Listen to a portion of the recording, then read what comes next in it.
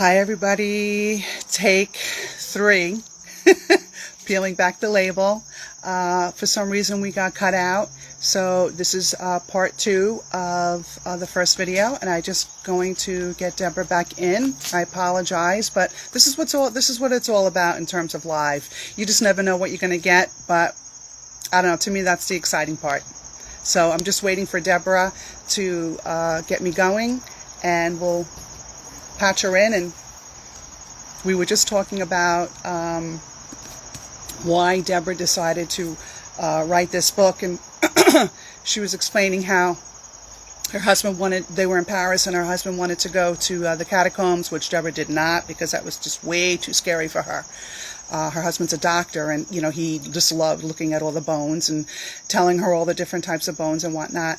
And I think she had something kind of brewing in her mind when it came to that part about writing her book. So that's what I'm dying to find out. So just waiting for her to come in and get it going. I think it's a connection problem. That's, I think, the trouble. I don't know why. For some reason, it's like I always have trouble with, I never thought about this, but it just dawned on me. I always seem to have trouble with like the West Coast. I don't know why. It's weird. So far this month, well, last month I had no issues at all. I was so happy. I don't know. I'm not starting off good with October. I'm just waiting for Debra to come in and come back live. She just has to press the halo around my face, and then we'll just get going. And I apologize for everybody. I know it can get frustrating sometimes.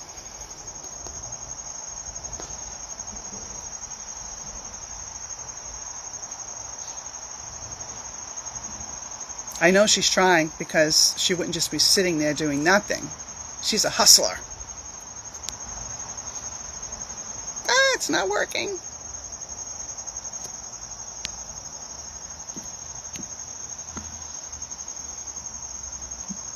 Oh, wait. Oh.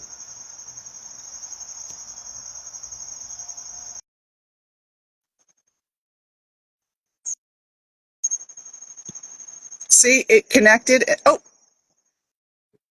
So did you accept my request, because it's expired the last time? Yeah, I don't know know why it did that. That's strange, but I accepted it, and so we'll start. I the reason why it took me a little long to get back to you is because I just quickly wanted to post what we spoke about already, because it was either that or I lose the whole thing. So we'll just make it 2 parts, part 1, part 2, Okay. because then we would have to start all over again. And I know live could be like kind of cuckoo sometimes, but to me that's good. Like, it's always good to do things that make you feel uncomfortable. Like, you have to be comfortable to do things that make you uncomfortable. You know what I'm saying? Yeah. So it's exciting, and this is real life. This is what happens. I was explaining to everybody that how your husband talked you into going to the catacombs. You were like, I don't know, that's kind of scary. He's telling you about all the bones, and you're like, wah wah wah. And then something happened. I So saw in my mind this little boy in rags talking to a man in great finery, and that became a scene in my book. But at that time, I had no idea that I was writing a book, much less 3 volumes. But I am very fortunate in that characters just come to me. And so I had the protagonist in my 3rd book appears in my 1st book, and she was a real person. Her name is Genevieve, and she was the daughter of the public prosecutor who was responsible for sending thousands to the guillotine. And all we know about her is her name was Genevieve. And so I thought, wouldn't it be interesting if she undermined her dad? mm-hmm. And I also thought, like, what if you were the daughter of that person? How would you feel? And she to be educated, so she impersonated her brother and signed her forms to get into college with her. She forged her father's signature, and then she talked her dad into allowing her to to clerk in his office, because she said, if something happens, even if I'm married, I don't have a career. My choice Mhm. will be doing laundry or being a prostitute. Right. And that kind of changed his mind real quick. Hmm. So he Yeah, when allowed you her put it to that way, right, big she wa- choices. she was very smart. Yes.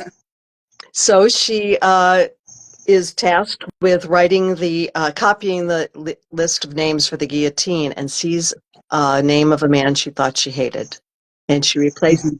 his name with the name of one already dead.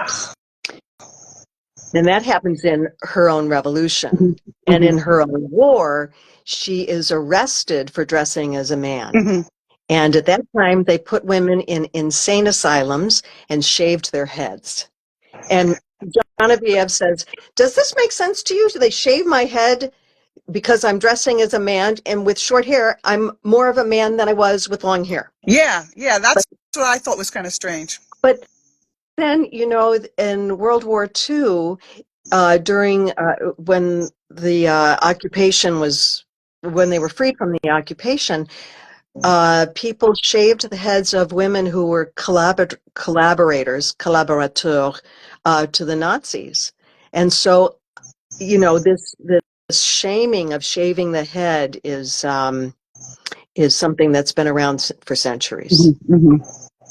Yeah, it's true. I mean, a woman doesn't want to, they, when men lose their hair too, but if a woman loses her hair, it's kind of like, you know what I mean? Nobody wants to lose their, no woman wants to lose their hair. Where men, they could get by looking good. You know what I mean? Yeah, So I get it. I get they wanted to really torture them that way, and also it makes everybody know that they were not a good well, in their eyes, not a good person. right. Yeah. Or does Yeah, she was a badass. She was, I think, so ahead of her time, and she knew how to finagle things and do Mm, things and fake ID and pretending to be a man when she's not, and she just was a badass. She really, really was. She's somebody to really look up to.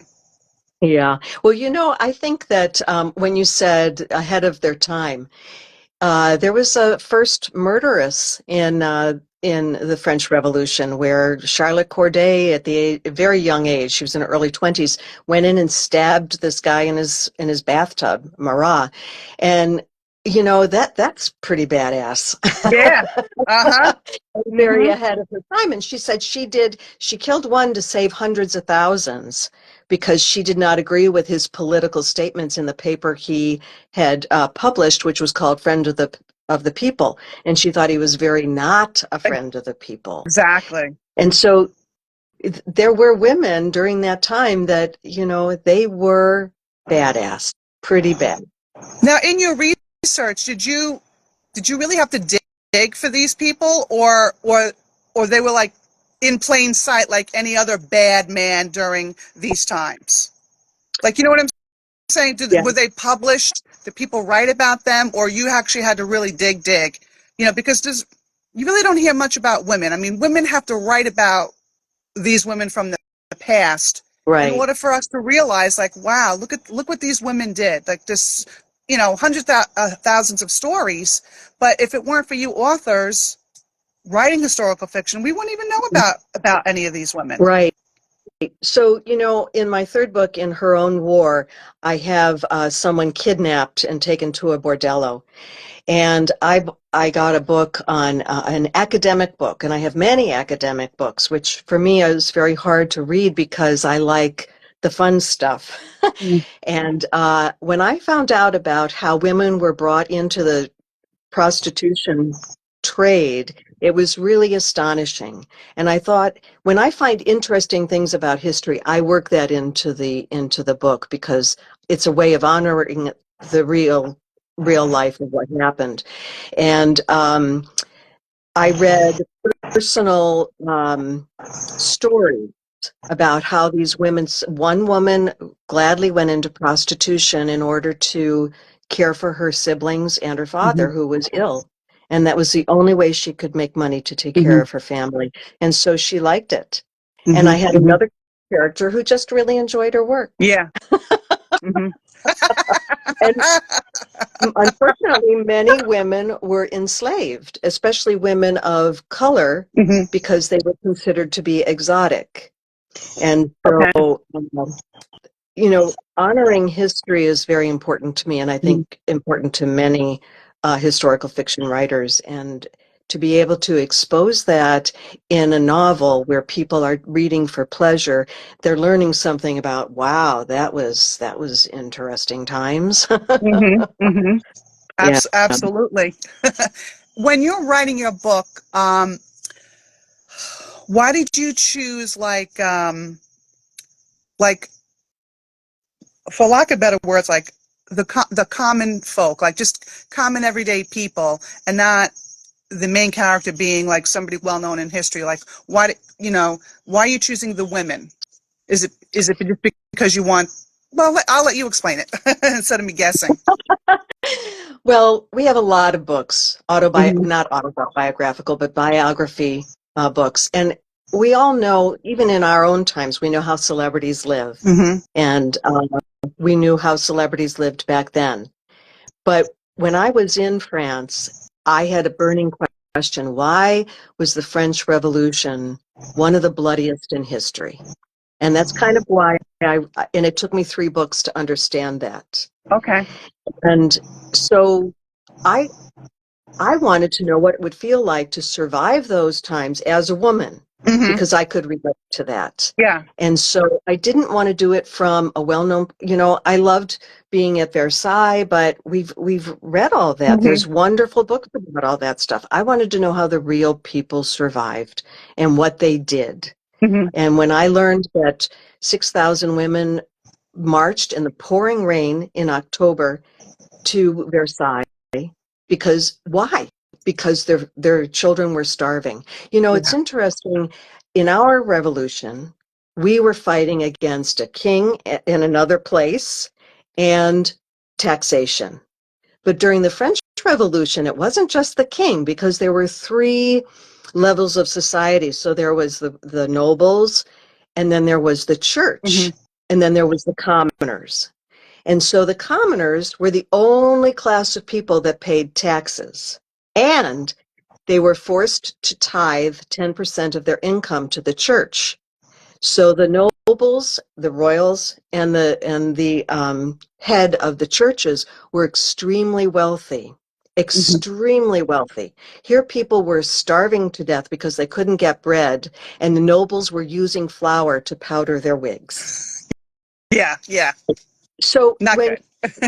when I was at Versailles and I was looking at all this splendor and how, and also France kind of assisted us. They gave us loaned us $64 million. I don't remember, but a great deal of money to help us fight against England, because they wanted to be our allies. So we were kind of the problem too. We contributed to the problem. And so when the commoners got a little taste of that power, they really went for the jugular. Yeah. And it was messy. And I could understand, because I wrote a story about a woman who is forced to march. Now, there's another wiggly little piece of fact, that some women were forced to march to Versailles. Well, who would do that? And it was the king's brother or cousin who wanted the palace for himself. He wanted the throne. Oh, So okay. he hired prostitutes to force women to march at the point of a pike. And what do? You have wooden clogs on your feet. You're lucky if you have a shawl and a bonnet, and you're walking the equivalent of 15 miles, I think. I don't remember. Wow. Maybe 10. Anyway, in the pouring rain in October, and you get there and there's no food there either. And you've left your children alone without food. So a woman in those dire circumstances will do just about anything to feed her children. And that's Yeah. what happens. And I think we live such privileged lives that we lose connection with that. Oh, absolutely. We really, really do. Well, yay to all the women, it always seems like we got to fight, even now, like even to present day, everybody, we're still fighting, over Mhm. something, for our own rights, but that's like a whole nother wormhole. So, okay, so the Her Own War, pretty much is your latest book, hot off the press. I also want to get into really quick your cookbook. And I Uh-huh. was saying while I was waiting for you to come on how I was so happy to see all of the beautiful reviews about your cookbook from the readers in Her Own War, in the back of the book. Yeah. Because some of the readers asked me, you Oh, know, really? yeah, they wanted to know if not the readers like for Her Own War, but just anybody who wrote a review for the cookbook. They Yeah. were curious to find Well, out, where it was. So, and I know you did send them to everybody. You sent, but I guess maybe they wanted to see it in print. I don't know, but I thought that was really, really nice of you. Um, Everybody loved obviously the cookbook. So tell us a little bit about that for people who don't know about your infamous cookbook and your crazy crock pot parties. well, I love soup. And authors sit at their computers, and I understand that sitting is now the new smoking. And so my office is on the second floor of our home, and so I go downstairs and cook and then come back up. And soups are perfect for that because I have to let it simmer, and then I'll go downstairs and stir it a little bit and chop some more, whatever. And I love soup, and I have an annual soup party around the holidays, and this will be our 20th together. And I serve 8 soups from different cultures. And I have my guests bring either bread or something that is dear to them during the holidays. So our French friends bring bouche de Noël, which is like a chocolate Yeah, log cake. yes. And I've had people bring Italian cookies and all kinds of things, and we share cultures together. And it's so popular that people are already emailing me, when's the soup party? Because I don't want to double book myself. I don't want to miss the soup party. And we vote for the favorite soup. And so while I was writing my books, I realized that soup was an integral part of the French culture. And not only was it a part of the culture, but because there was very little food at that time, soup was a way of extending Hmm. whatever you could get. And also, onions were very cheap. So French onion soup had always been around, but it was especially popular because that was about the only thing you could get at the Hmm. market at times. And so I had the characters making these soups, and my characters live in my mind. And it's a good thing that my husband is a psychiatrist because he can deal with this. He was talking one day, and I said, "Honey, who are you talking to?" And he said, "My imaginary friend." Oh, okay. Okay, if the psychiatrist can have an imaginary friend, I can have a whole group of French That's people right. talking to me. Hmm. And so Madame Bourron, who is in all 3 of my books, said, "My dear, you simply must share our recipes. We've worked very hard on these. You must tell the world about our recipes. And if you don't, we won't talk to you anymore," which really scared me. So, That lit a and fire under you. yeah, you know, my characters, I would say, okay, well, why did you create this soup? And one of the most touching is Sister Magali, former nun, and she had to hide the fact that she had been a nun, and she was in charge of 18 orphans. And she made a butternut squash soup, and there were plenty of comice pears on the estate. And so she added a roasted pear to add a little sweetness to the children's Hmm. lives. So each of the characters, the soup was a way of nurturing and loving and showing people that they cared. And also it was a community Yeah. where they were all getting together and they always served soups. And I think also during the French Revolution, when the Bastille was attacked, it really scared the nobles, and the nobles fled and left all their employees unemployed, which included a lot of cooks and chefs.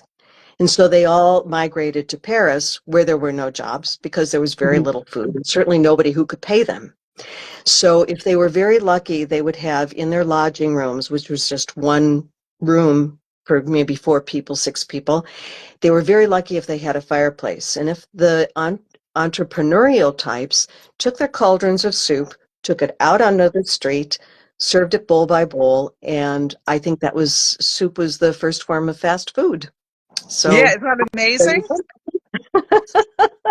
Too I'm bad that, surprised we don't have a McDonald's soup, you know?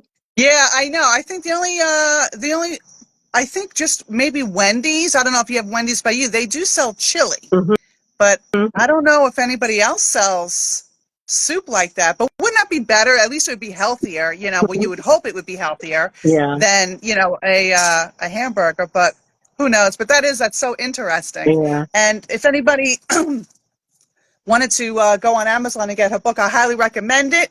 I've actually made some soups. I love the cookbook. And I also want to thank Debra for donating one of your cookbooks to Mondays at Racine.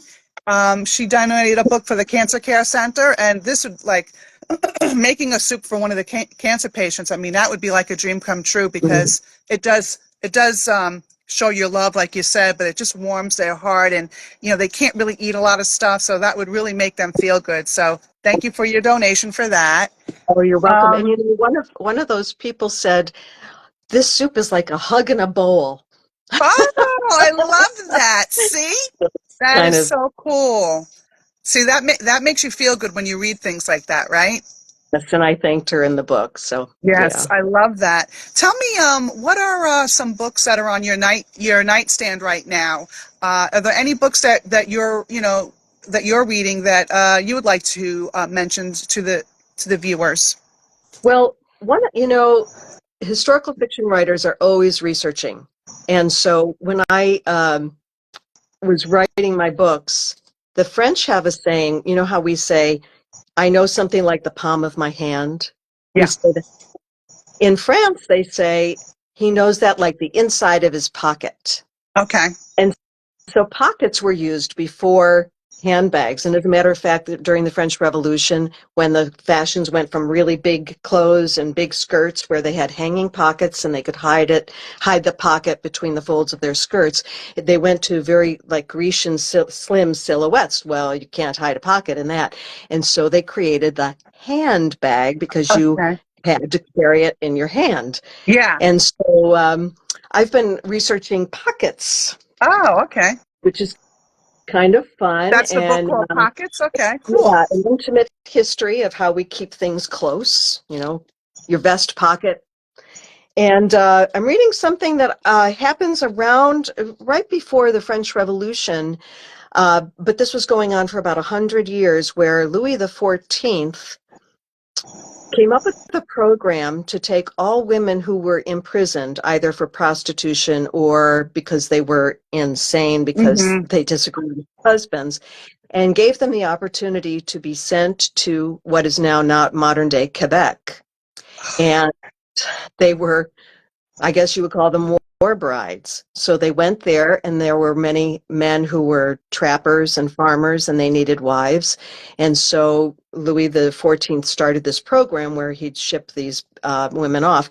And the Pelican Girls is about that, about women Oh. who were sent to Quebec. And I haven't gotten off the ship yet, but gosh, women have been struggling through a lot of things. I mean, they had no rights at all. A man could get away with practically murdering his Hmm. wife. Hmm. He had the right to beat her. That was not illegal. Yeah. So, Yeah, not good, not good. So, okay, so now if you're currently reading these 2 books, does that mean you're prepping for another book? Because you already finished your 3. Do you have something else coming up? well, my readers have been saying, "Oh, I can't wait for the next book," and I'm thinking, "What next book?"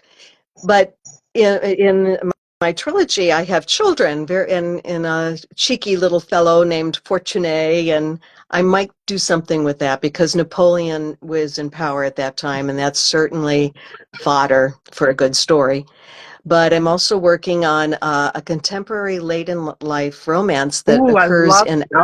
I Alsace. love that key word, late in life. We need more and more movies and more books. So I love that. And it takes place in Alsace during the Christmas time with the Christmas markets. And I went there with my husband last year to research. And yeah, so I'm So working on that's that. exciting. So you're in the process of writing it.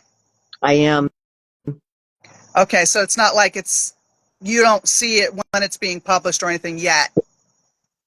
I'm hoping before the 2025 Christmas, but Yeah, you I was going to never know. say, since it's about, the Christmas markets, that would be Yeah. like perfect to, have it ready, available for the holiday. That would be great. Oh, I Yeah. love it. Okay. So 2026, but no, 25. Okay, I Yeah. have to make sure I get that Hopefully. right. It will. You have to kind of like just say it. It's going to happen. Yeah, that's right. Dream big. Yep. Dream big. Okay, what else? Do you have anything else going on? Any other books or anything else you want to talk about quick? Yeah. So, before we had indigo and before we had denim, people, the royals wore this royal blue, and that came from a plant in the 1400s called woad, WOAD. And it looked like a weed, kind of almost like mustard or rapeseed with a yellow flower. And they harvested that and took all the green stuff and mashed it down and scrunched it up. And they'd roll it into these balls about the size of a grapefruit. And they'd let it dry in the sun, and it would condense to the size of a golf ball. Well, when you took that and put it into a vat of, there's no polite way to say this, urine, and they dipped the clothing in it. It looked like it was, or cloth. It looked like it was green, but as soon as the air hit it, it turned this gorgeous blue. And it was such an expensive process that this little ball of woad was more expensive than its weight in gold. And you would be put to death for stealing just one. Wow. So that happened in the south of France. And I have kind of a young mystery, a young romance with that. Nice. So having So to do you are with just half the trot lady. You have a lot of things going on. well, yeah. And in the meantime, I wrote a book for authors called Give 'Em Something to Talk About. And it's about how I connected, and you talked about it, how I connected with readers of my cookbooks, Mhm. took their recommendations for toppings and things and thanked them in my books. And I believe that that's a very important way for authors to connect with readers, to get to know them, Mhm. and that most of my success in selling books has been when I've been in person talking to people about the writing process. Mhm. And people that don't write are very interested. Like, how does this happen? It's a very mysterious journey, and Mhm. I love sharing that with them. No, that's great, and we'll have to have you on for a whole nother like segment just about that book because I'm sure there are plenty of authors who want to know a little bit more about the book, and then hopefully they'll want to purchase it just to get some more information out of it because you're right. You're going to be it's all about the personal connection no matter what kind of business you're in, right? It always has to be a deal, a handshake has to be made somehow, somewhere, whether you're Elon Musk or the president, or you know what I mean.